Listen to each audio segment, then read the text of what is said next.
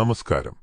ഐശ്വര്യത്തിന്റെ പ്രതീകമായ വിഷുപ്പുലരിയിൽ നാം നടത്തുന്ന ക്ഷേത്രദർശനം ആ വർഷം മുഴുവൻ നീണ്ടുനിൽക്കുന്ന പോസിറ്റീവ് ഊർജം നൽകും. ഓരോ നക്ഷത്രക്കാർക്കും അവരുടെ ജന്മനക്ഷത്ര ദോഷങ്ങൾ മാറുന്നതിനും ഭാഗ്യം സിദ്ധിക്കുന്നതിനും വിഷുദിനത്തിൽ ഏത് ക്ഷേത്രത്തിലാണ് ദർശനം നടത്തേണ്ടതെന്ന് നോക്കാം. അശ്വതി, ഭരണി, കാർത്തിക ഈ നക്ഷത്രക്കാർ വിഷുദിനത്തിലടുത്തുള്ള ദേവീക്ഷേത്രത്തിലോ ശിവക്ഷേത്രത്തിലോ ദർശനം നടത്തുന്നത് ഉത്തമമാണ്. ചുവന്ന പുഷ്പങ്ങൾ കൊണ്ട് അർച്ചന നടത്തുന്നത് തടസ്സങ്ങൾ മാറാൻ സഹായിക്കും. രോഹിണി, മകയിരം, തിരുവാതിര വിഷുപ്പുലരിയിൽ മഹാവിഷ്ണു ക്ഷേത്രത്തിലോ ശ്രീകൃഷ്ണ ക്ഷേത്രത്തിലോ ദർശനം നടത്തുക. തുളസിമാല സമർപ്പിക്കുന്നത് മനസ്സമാധാനത്തിനും ഐശ്വര്യത്തിനും വഴിതെളിക്കും.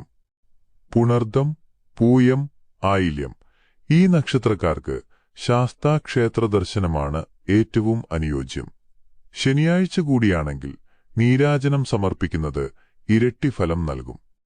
മകം, പൂരം, ഉത്രം സൂര്യോദയ സമയത്ത് ശിവക്ഷേത്ര ദർശനം നടത്തുന്നത് ഉത്തമമാണ്. പിതൃക്കൾക്കായി പ്രാർത്ഥിക്കുന്നതും ദാനധർമ്മങ്ങൾ നടത്തുന്നതും ഈ നക്ഷത്രക്കാർക്ക് വൻ പുരോഗതി നൽകും. അത്തം, ചിത്തിര, ചോതി ഗണപതി ക്ഷേത്രത്തിലോ ദേവീക്ഷേത്രത്തിലോ ദർശനം നടത്തുക. വിഘ്നങ്ങൾ മാറുന്നതിനായി ഗണപതി ഹോമത്തിൽ പങ്കുചേരുന്നത് ഈ വർഷം മുഴുവൻ നിങ്ങൾക്ക് ഗുണം ചെയ്യും.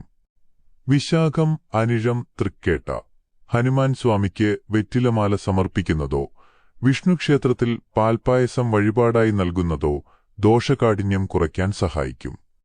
മൂലം, പൂരാടം, ഉത്രാടം സുബ്രഹ്മണ്യ ക്ഷേത്ര ദർശനമാണ് ഈ നക്ഷത്രക്കാർക്ക് അത്യുത്തമം. ഷഷ്ടിവ്രതം നോൽക്കുന്നതും ഭഗവാന് പനിനീർ അഭിഷേകം നടത്തുന്നതും ഭാഗ്യദായകമാണ്. തിരുവോണം, അവിട്ടം, ചതയം മഹാവിഷ്ണുവിനെ ആരാധിക്കുന്നതാണ് ഈ നക്ഷത്രക്കാർക്ക് ഉത്തമം. വ്യാഴാഴ്ച വ്രതം നോൽക്കുന്നവർക്ക് ഈ വിഷുക്കാലം മുതൽ നല്ല മാറ്റങ്ങളുണ്ടാകും. പൂരുരുട്ടാതി, ഉത്രട്ടാതി, രേവതി വിഷുദിനത്തിൽ ശ്രീകൃഷ്ണ ക്ഷേത്രത്തിലോ വിഷ്ണു ക്ഷേത്രത്തിലോ ദർശനം നടത്തി വെണ്ണ സമർപ്പിക്കുക. ഇത് കുടുംബത്തിൽ ഐശ്വര്യവും സന്തോഷവും കൊണ്ടുവരും. ഏതൊരു ക്ഷേത്രത്തിലായാലും പൂർണ്ണമായ വിശ്വാസത്തോടും ഭക്തിയോടും കൂടി പ്രാർത്ഥിക്കുന്നത് വൻ മാറ്റങ്ങൾ ജീവിതത്തിൽ കൊണ്ടുവരും. ഏവർക്കും സന്തോഷവും ഐശ്വര്യവും നിറഞ്ഞ ഒരു വിഷുക്കാലം ആശംസിക്കുന്നു. നന്ദി.